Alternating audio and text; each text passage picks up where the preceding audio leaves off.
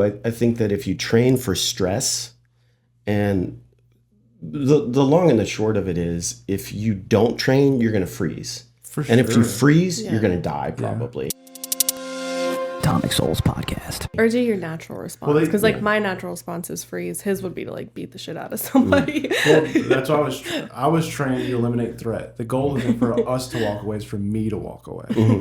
And I still believe that. Just because from my experience, I don't want to guess at what the level of threat is. The threat is a threat, and when the threat is eliminated, that is when my job is finished. And that's why I asked, do you think when you're in the thick of it that you can really make that distinction of this is X, Y, and Z level of threat? I think you can. I think you can. And I also think you can gauge that based upon, the situation. Right. But I only think you can do that if you train for it. Yeah. When the pandemic hit and everything, a lot of people were going out and buying firearms and stuff. Mm-hmm. And what scared me about that is I talked to a few people, some family and stuff. Oh, I went and got a gun, so I'll be safe or whatever, right? Yeah. So they don't train with the gun. But I'm like, are you training with it? Yeah. No. I'm like, well, then the chances are high you're going to die from it. Yeah. Like, you're the one going to die from it. Yourself. Because if you don't know how to drive, you practice and you learn to drive effectively, right? Yeah. So it's like, it's not just the gun that's going to keep you safe. Like, you actually have to proactively train to do that.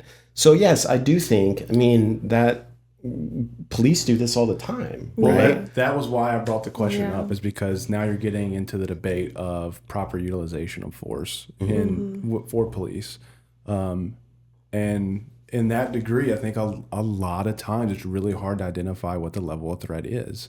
And I do think in their position, their goal should be for them to walk away first, not for everybody to walk away. Ideally, everybody walks away, right? Sure. But there's multiple cases I've seen where a cop loses its life because it incorrectly identified the level of threat and responded not accordingly. Well, to be clear, I said I think you can train for that and that you can make those decisions. I didn't say that I think training meant that you would make flawless decisions.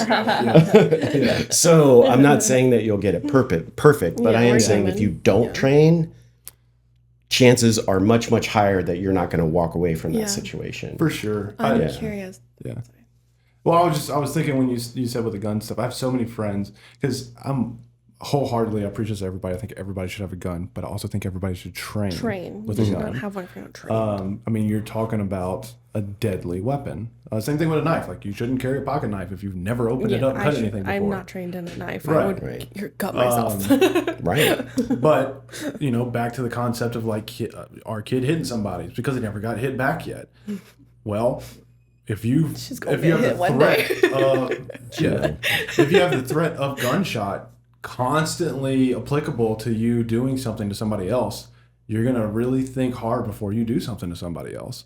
Yeah. So I think as society, as we become more lethal independently, our society by default becomes better because we'll have more respect for each other. I don't know really how I feel. I'm not a firearm owner. Yeah. I trained Krav Maga. I'm not saying that keeps me safe. I'm not saying that I'm, but it keeps me fairly safe. And I certainly know situations that I'll remove myself from pretty quickly, and also, if you've got somebody who pulls a gun on you who hasn't trained with it and they're going to use it, because honestly, if somebody wants to kill you, they're going to walk up behind you and shoot you in the head and walk away. Yeah. If they're pulling the gun on you, it means that they want something from you, right? Sure. And that gives you that opportunity to figure out how you're going to defend yourself. Most people, if they haven't trained, they're going to be a shitty shot. Yeah. They're not going to be good. Right. And it depends on the distance. And some of it's counterintuitive, right? Like if somebody pulls a gun on you, you want to get closer to them because if they're 8 feet away, you can't do much. You've got zero chance. But if you have a gun too, then it's less likely that they would have pulled a gun in the first place. Perhaps not. I don't know. Unless they don't know you have it. Yeah. That's the point. I don't know.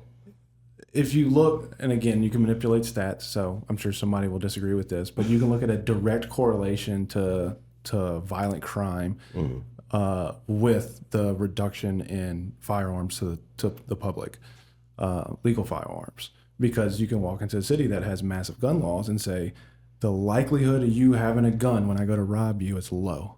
So I'm not that concerned with it. I have heard that about Texas.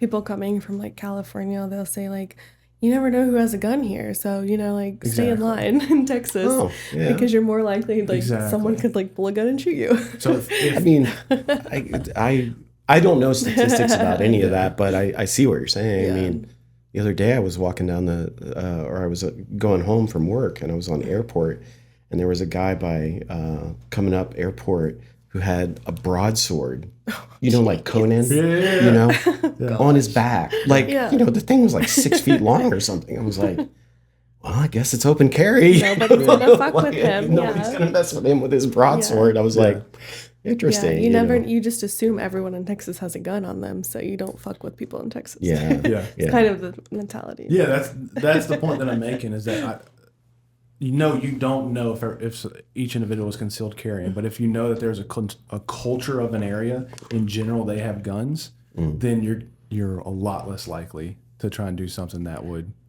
be counteracted with a firearm.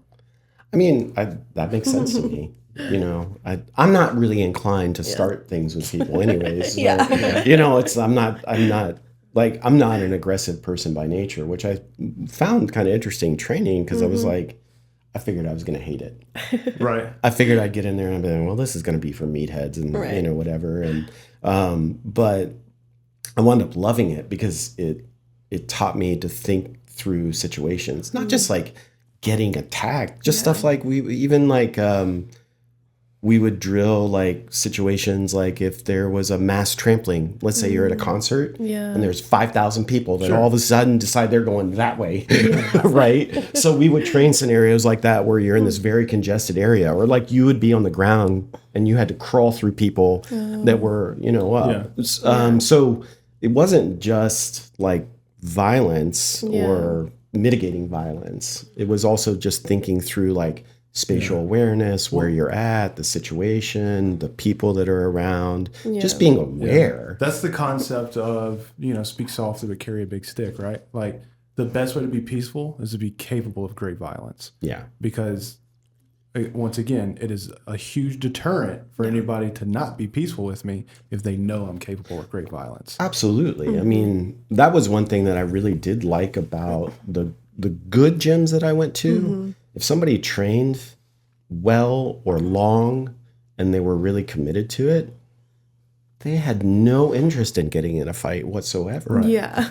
None. You're more opposed to it. You know, they had no interest in it because they knew what could happen. You know, and more respect for it. Yeah, I think so. Whereas some of the our daughter needs. Maybe not so nice gyms that I might have went to, it more wasn't for that a fight. culture. It was the Cobra Kai. You know? Military application, they had the speech years back. It was General Mattis, I think was his name. And he said, we don't want war, but I can guarantee you if you want war, then someone else will raise your sons and daughters.